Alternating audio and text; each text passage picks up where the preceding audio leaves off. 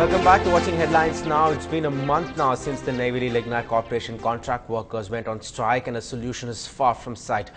More than 13,000 contract workers have been on a strike demanding revision in wages and regularization. Today too, the NLC management held another round of talks in the presence of the Regional Labour Commissioner, and the talks failed yet again. Those were the 11th round of talks which have failed. Meanwhile, all trade unions except for the one backed by the ruling DMK have called for a strike tomorrow in the Kadalur district. Because of the adamance of the NLC management, we are pushed to went on strike on 19th from October. The NLC management did not settle the dispute amicably. As a trade union side, workers side, we took all efforts to settle the dispute amicably. But the NLC management did not cooperate with the union. That is why we went on strike. Continuously the strike is going on. Tomorrow, in support of our trade union, support of our striking workers, all political parties except the DMK party, so they are giving full solidarity. Tomorrow on 20th, 19th onwards, the Kadalur district only totally banned.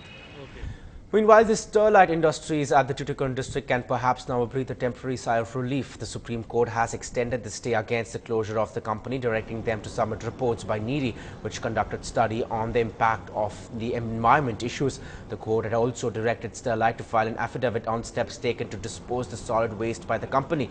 Notices have also been issued to Tamil Nadu Pollution Control Board, Ministry of Environment and Forests, on the Sterlite petition challenging the Madras High Court order directing the company to close the factory. The Supreme Court also directed the Tamil Nadu Pollution Control Board to submit the latest status report on the environment issue.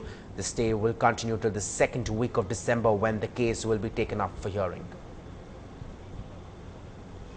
I think it's going to be a long, drawn-out struggle. Legal cases typically take decades over here. We still have the Bhopal issue burning.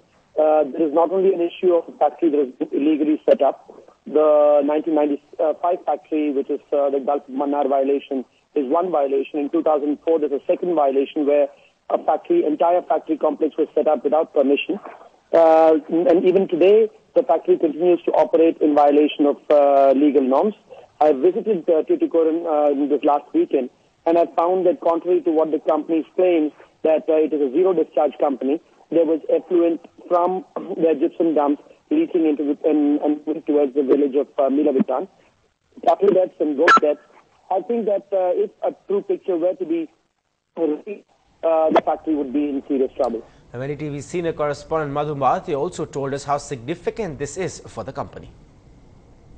In 1999, there were some environmental amendments that were made to the Act, and the Supreme Court is asking now, why were these amendments not taken into account when the facts were produced by the opposing parties to Sterlite to the Madras High Court? Remember, this was the sticking point when the whole thing came to the shutdown of the factory at Tuticorin. The main issue that was being discussed by both the court and the opposing parties was that the 25 kilometers radius to the environmentally fragile zone, that of Gulf of Mannar, and that was the main point why the Madras High Court said that this factory has to shut down immediately. Now, what the Supreme Court has said is that this was amended to 10 kilometers in 1999, which was further fixed up in 2005. So why were these not kept in mind before giving the closure to the factory? Moving on, it may be time for school students to be prepared to wake up a little early or stretch out a bit more and step in late to schools. That is when the school timings change. Growing traffic congestion during morning peak hours has resulted in the Education Department consulting schools to sort this issue out. Nearly 500 schools in North Chennai met with the Inspector of Matriculation Schools, where they provided information on the strength of the schools, number of bus passes availed, van and bus facilities in schools, and the school timings. The meetings with the schools in South Chennai will take place tomorrow. On the 20th, a report will be submitted to the Director of School Education, and with further consultation from the government, a decision will be taken. In Chennai city, there is a heavy traffic problem. Students find difficult to reach the school in time. So, to avoid the traffic problem in the morning time, if we change the school timings, the traffic problem will be reduced. The matriculation school correspondents, state board headmasters and corporation school principals were part of this meeting as well. While some schools felt their school timings were appropriate, many others felt that more help from the traffic wing and the government can ease the traffic congestion in the city. See, as such, what we are following, the timing is 9 to 4. That's ideal, where most of the government offices are commencing from 10 o'clock, and it will not, and you cannot have the school timing also a little bit earlier, 7:30 or 8. It will be difficult for the students also. So we have to see the convenience of the parents as well as the students. Keeping in mind, we have to plan it accordingly. In our area, there are so many schools and one polytechnic, so in that time it's very crowded.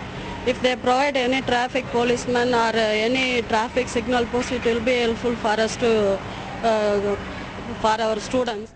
Time for a quick break, but on the other side, the IT pros come out and play and they fire volleys and lap it up for the champions of the champions.